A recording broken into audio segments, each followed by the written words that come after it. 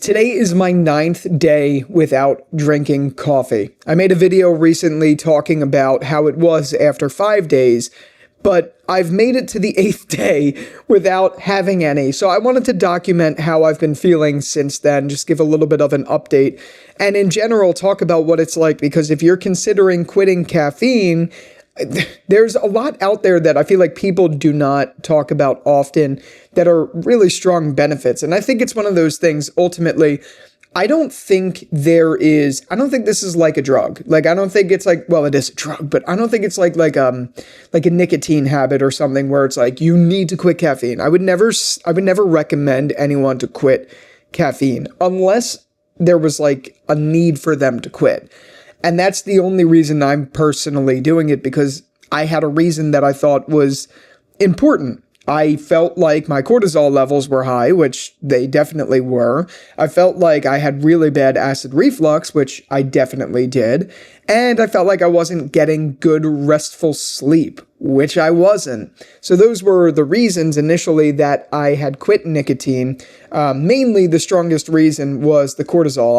I have a strip right here of visceral fat around my love handle region that I couldn't shake off, and it was because every single day for 10 years, I was drinking lattes with sugar. I was drinking the brown sugar shaken espresso from Starbucks forever. That was like my drink of choice. If it wasn't that, it was, the quad on ice with a couple pumps of hazelnut or something like that, or at home. It was so bad that I even got Starbucks' brown sugar shaken espresso syrup, like the brown sugar syrup they have, for my house, and would make lattes from my espresso machine with that all the time.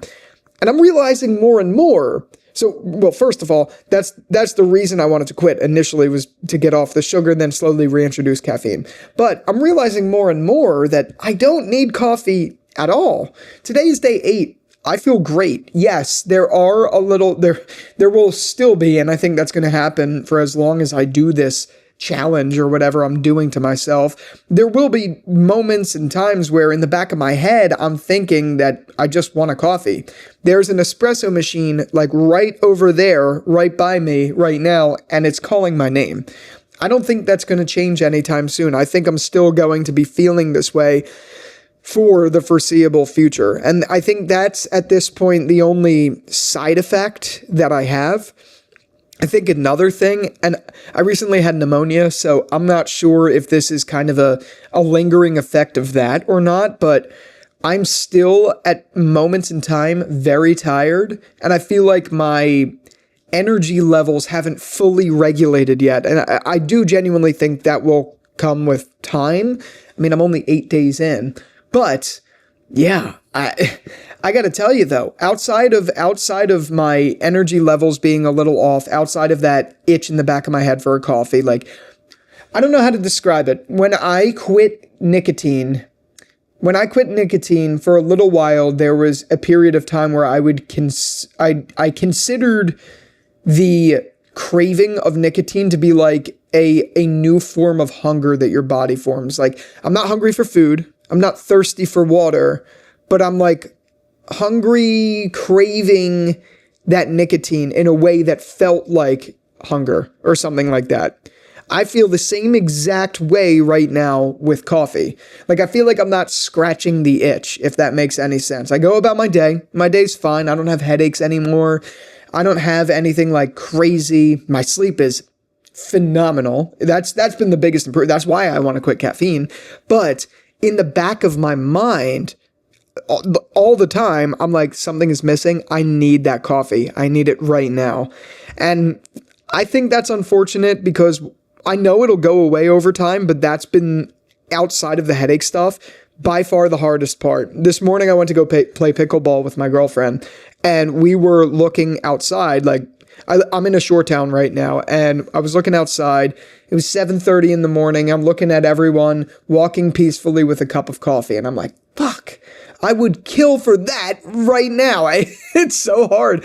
Those little things are really hard. But also, on the counter to that, I'm realizing more and more how much of a drug addict people are who drink coffee. I mean, it was me. I'm not saying it's a problem. Coffee is great for people, But just watching that habit, watching people every morning, they need that cup of coffee. It's like, damn, this was me. Like, that's what I was. I'm not saying that in a way to be judgmental to the people doing it, because I don't think there's an inherent problem with coffee. I genuinely don't.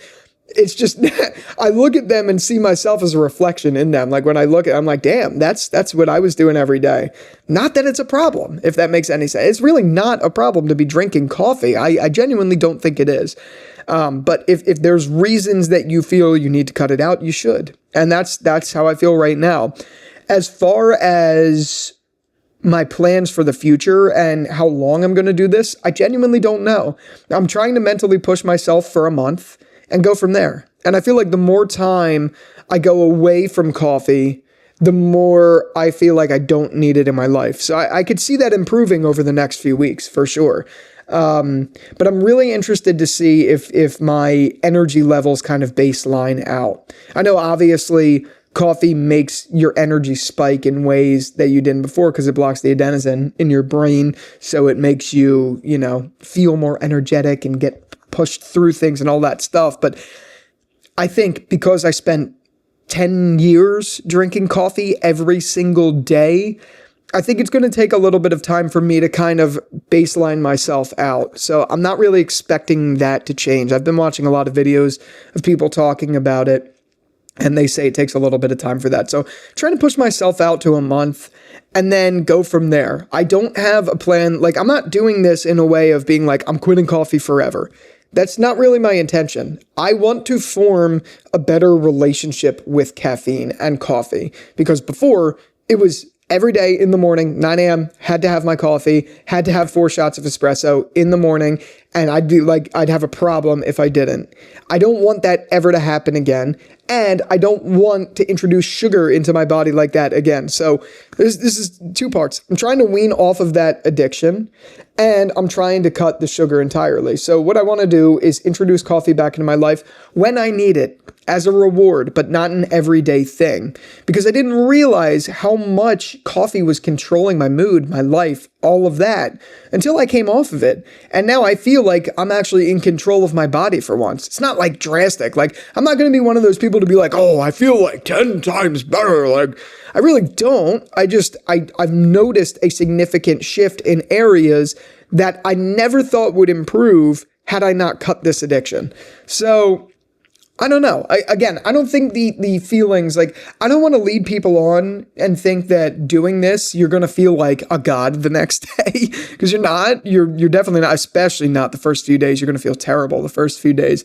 But I mean, where it has improved dramatically, almost to the point where it's like, it may sound like I'm exaggerating it, but I'm not, is my sleep. My sleep has gotten so much better. It's not even close. I go to bed. I stay in bed consistently. I feel well rested when I wake up. Those are all things that never, ever happened when I drank coffee.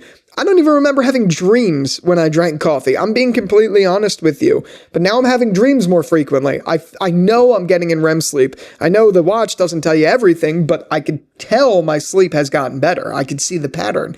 It just has. Like, that is a proven fact. It's better. I don't know why. If I drink coffee at 9 a.m. and I go to bed at 11, you'd think that'd be fully out of my system. But I think what was happening, and I could be wrong, was something about my energy, something about the adenosine and the way that affected my body. Every time I would get in bed before, I would be wide awake, even though I was tired. That would happen all the time on coffee. Now that I'm off of it, that doesn't happen. When I'm in bed, I'm ready to sleep, which is crazy. I'm like, never thought that would change in my life, ever, ever, ever. But here it is, changing. It's crazy. So yeah, day 8, almost. No, I think it's day 9. Actually, today's day 9. Sorry. Today's day 9. I'm feeling better. That craving is still there. Like, it's to the point where I feel like I can't trust myself to not go and make an espresso. If you see me looking off, I'm looking at the espresso machine. It's almost to that point, like with that craving level. But because I know what I want and I know that this feels better than if I had that, I'm pushing through. If that makes any sense. Yeah, anyone could do it, but I'm not going to lie. This has been by far the hardest thing to cut ever. So yeah, that's my update. Day 8, 9, one of the days. I don't even know. Something like that. But yeah, definitely let me know your thoughts in the comments down below if you have any. And with all that out of the way, thank you again so much for watching this video. And until the next one, I'll talk to you later. Peace out.